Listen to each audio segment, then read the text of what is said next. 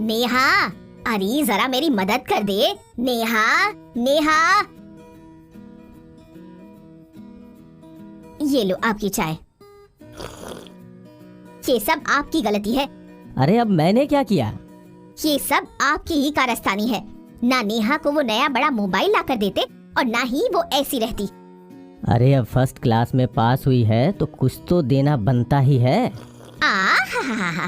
First class में पास हुई, शादी करके जाएगी तो क्या ससुराल वालों को डिग्री खिलाएगी? ना वो उस मोबाइल को छोड़कर घर का काम सीखती है और ना ही मेरी बात मानती है। जब ससुराल वाले ताना मारे ना तो मुझे ना कहना। मेरी बेटी शादी करके ससुराल जाएगी ही नहीं। तुम ही उसे जिंदगी भर अपने हाथ का खाना खिलाना। आए बड़े, दिन भर ये लड़की मोबाइल पे लगी रहती है, ना जाने क्या खेलती रहती है वो। अरे उसे पबजी कहते हैं। हाँ वही, पता नहीं क्या होगा इस लड़की का।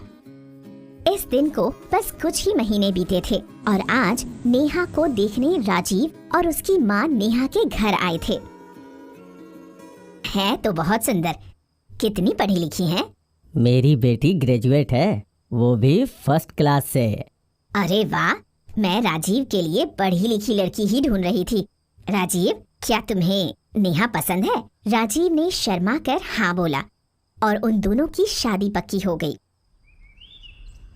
नेहा हमेशा पबजी खेला करती थी, दिन में, सुबह, शाम, हर वक्त।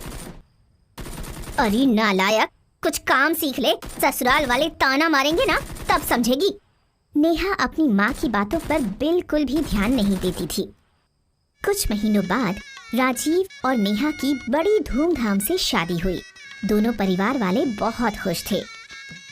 शादी वाली रात जब राजीव कमरे में जा रहा था तो वो थोड़ा नर्वस था, लेकिन अंदर का नजारा देखकर वो हैरान रह गया।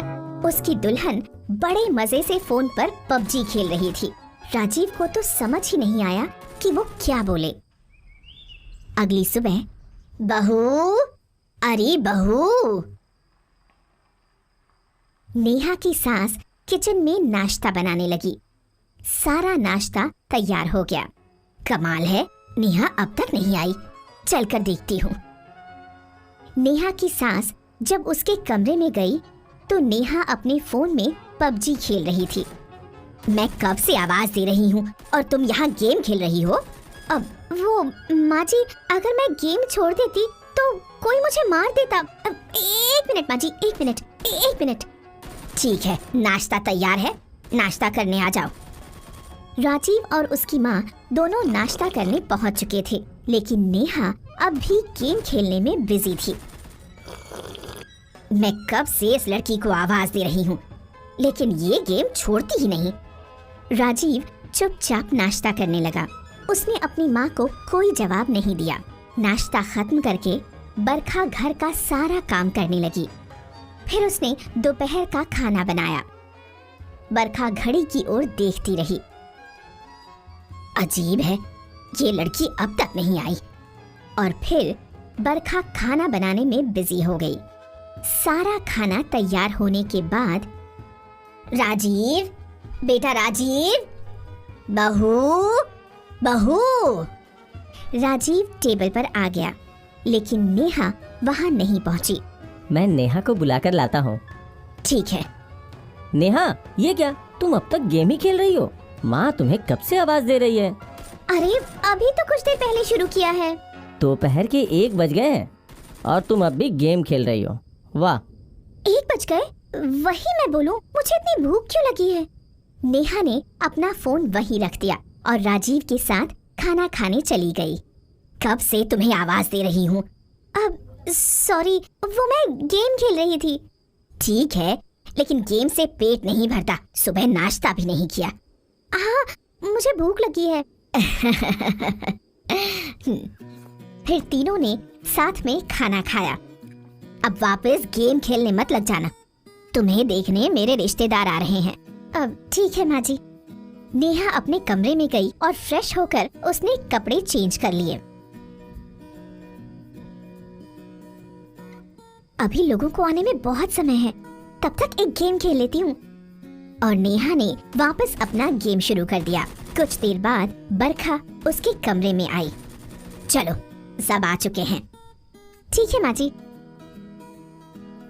बरखा की सहेलियों ने नेहा को देखा और उसकी तारीफ की। बरखा बहुत खुश थी, लेकिन अगले दिन फिर नेहा पबजी खेलने में मगन हो गई। बहू, बहू, बहू, बरखा इतनी आवाजें लगाया करती थी, लेकिन नेहा उसकी एक ना सुनती। ये सिलसिला कई दिनों तक चलता रहा। राजीव, मैं इसकी गेम की लत से तंग आ गई हूँ। अब मैं क्या बोलूँ माँ, मैं भी परेशान हूँ। हमें इसके परिवार वालों से बात करनी चाहिए। हाँ, जैसा आपको ठीक लगे। बरखा ने नेहा के मम्मी पापा को बुलाया और उनसे शिकायतें करने लगी। अब आप ही बताइए कि मैं क्या करूं? मैं इतना चिल्लाती रहती हूं, पर ये सुनती ही नहीं, बस अपने पबजी में लगी रहती है। वो बहन जी, मुझे अपने बेटे के लिए पढ़ी लिखी बहू चाहिए थी, एक पबजी एडिक्ट नहीं। मेहरबानी कीजिए और इसे ले जाइए। नेहा के माता पिता बहुत शर्मिंदा थे। उन्होंने बरखा को समझाने की बहुत कोशिश की, पर वो एक न मानी। अंत में नेहा को उसके मम्मी पापा के साथ उनके घर जाना ही पड़ा। मैं ना कहती थी, ये ससुराल में नाम खराब करेगी। हाँ, अब मैं लोगों को